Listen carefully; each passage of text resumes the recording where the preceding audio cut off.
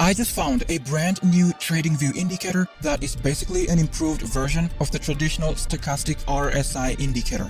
In this video, we're going to explore what this indicator is, how it works, and we'll also combine it with other technical indicators to create a super profitable trading strategy. If you end up finding this video helpful, remember to leave a like. Let's get into it. Now, the indicator that we're talking about is called Stochastic Momentum Index, or SMI. To add it to our chart, we're going to open the indicator search tab and type in Stochastic Momentum Index and select this one by this TradingView user. Now, after adding this indicator to our chart, there's going to be this dark line right here that is not visible because of the dark mode on TradingView. So let's access the settings and change its color to white as well as other settings.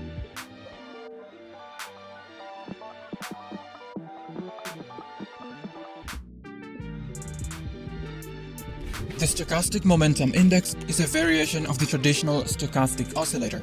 It measures where the current close price is in relation to the midpoint of a recent trading range with the aim of identifying momentum changes in price. As with many oscillators, it provides traders with insights about potential overbought or oversold conditions in the market.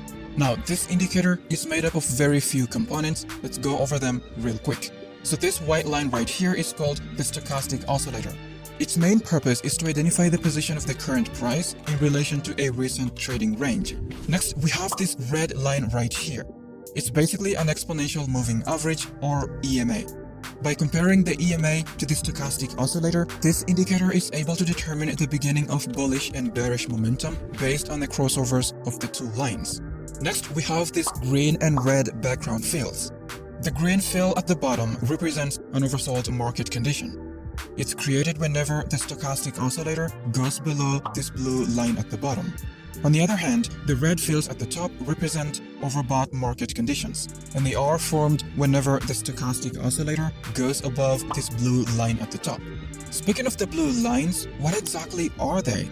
Well, these blue lines are basically the upper and lower bands, and they represent the upper and lower limits of the most recent price range.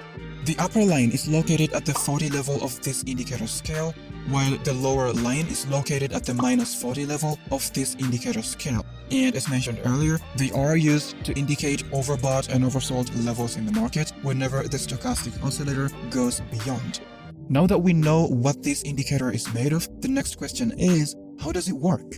Well, it's really simple. In a bullish trend, whenever the stochastic oscillator, this white line, goes below the lower band, that indicates a weakening of the pre-existing bullish momentum. This also means that the market is in a pullback. Traders should pay attention to these pullbacks because they represent areas of potential trade entries. On the other hand, in a bearish trend, whenever the stochastic oscillator goes above the upper band, that indicates a weakening of the pre-existing bearish momentum, and it's also an indication of a market pullback. These pullbacks in bearish trends are important because they represent areas of potential trade entries. Now, speaking of trade entries, how can we use this indicator to take trades? Well, I'm gonna show you. But before that, let's talk about Henker Trade. Now, you may be thinking, and what exactly is Henker Trade? Henker Trade is one of the most reliable forex brokers out there, and for that reason, I use them every single day. As you can see here, this is my trading history. I mainly trade gold, and up here you can see that this is actually a live account. The reason why I love Henker Trade so much is because of their extremely low commissions and spreads. On Forex, for example, the spreads can go as low as 0.0 pips, which is actually the lowest they can go. For those of you who love high leverage, Henker Trade offers a maximum leverage of 1 to 500. If all of that isn't enough, they're also going to give you a 100% bonus for all your deposits up to $25,000. So if you deposit, say, $500, they're going to give you a bonus of $500. So now you'll have a total of $1,000 to trade with. To access the bonus, as well as all the other perks, sign up to Henker Trade using the link in the video description. Now, back to the video. Now, to trade using this indicator, here is how we're gonna do it. Now, in a bullish trend, for example here, we're basically gonna wait for the stochastic oscillator to go below the lower band. This indicates a pullback in a bullish trend. After we have the pullback, we want the stochastic oscillator to come back above the lower band and cross above this red EMA. This crossover indicates the end of the pullback and the beginning of a bullish trend continuation. and this is where we're gonna enter our trade. To take a short trade, it's gonna be the opposite. So in a bearish trend, for example here, we're basically gonna wait for the stochastic oscillator to go above the upper band. This indicates a pullback in a bearish trend. After we have the pullback, we want the stochastic oscillator to come back below the upper band and cross below this red EMA. This crossover indicates the end of the pullback and the beginning of a bearish trend continuation, and this is where we're gonna enter our trade.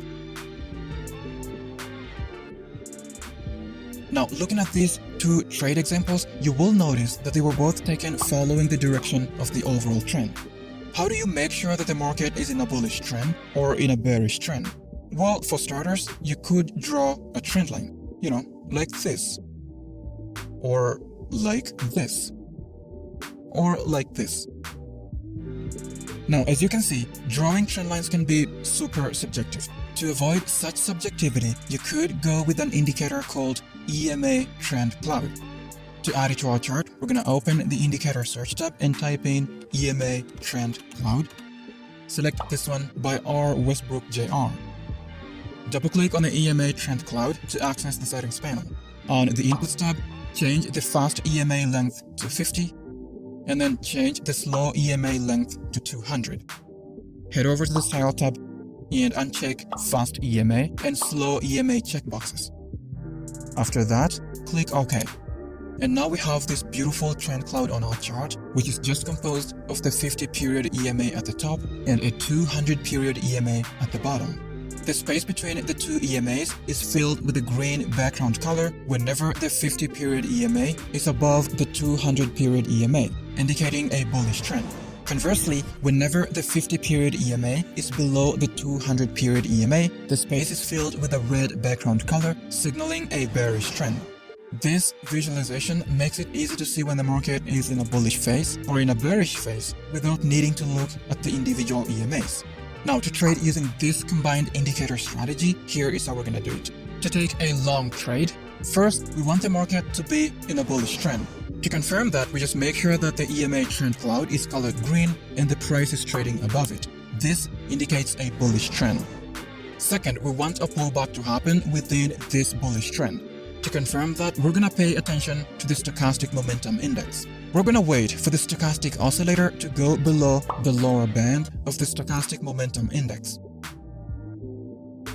This indicates that the market is in a pullback within this bullish trend.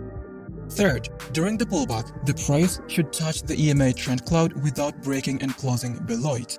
If a pullback just happens and the price doesn't touch the EMA cloud like this one, we'll skip that setup. We will also skip it if it breaks and closes below the trend cloud like this. Next, after the pullback, we want the stochastic oscillator to cross above this red EMA, and that crossover should happen above this lower band. If the crossover happens below the band, that setup becomes invalid. Last but not least, we want the crossover candle to be a bullish or a green candle like it is right here. If it happens to be a bearish or a red candle, that setup becomes invalid. All our entry conditions are met on this candle, so we're going to enter a long trade here. The stop loss is going to be set below the most recent swing low, and for the take profit, we're going to set it at 2.5 times the risk. We'll let the trade run and take profit. For short trades, we're just going to reverse all the conditions. So first, we want the market to be in a bearish trend.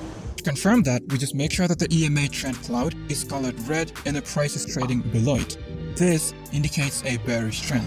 Second, we want a pullback to happen within this bearish trend. To confirm that, we're going to pay attention to the Stochastic Momentum Index.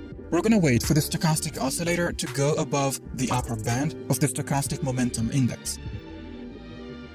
This indicates that the market is in a pullback within this bearish trend. Third, during the pullback, the price should touch the EMA trend cloud without breaking and closing above it. Next, after the pullback, we want the stochastic oscillator to cross below this red EMA, and that crossover should happen below this upper band. If the crossover happens above the band, that setup becomes invalid. Last but not least, we want the crossover candle to be a bearish or a red candle like this one right here. If it happens to be a bullish or a green candle, we'll have to skip that setup. All our entry conditions are met on this candle, so we're gonna enter a short trade here. Set our stop loss above the most recent swing high, and for the take profit, we're gonna set it at 2.5 times the risk. We'll let this trade run and take profit. As you can see, the Stochastic Momentum Index indicator combines the core principles of momentum and price, giving traders a comprehensive view into the heartbeat of the market. Harnessing the SMI indicator isn't just about identifying overbought or oversold conditions. It's about gaining insights into the market's potential future direction, allowing for proactive rather than reactive decision making. That's been it for this video. I hope you found some value. If you did, hit the like button below and consider subscribing to stay tuned. Thanks for watching. See you next time.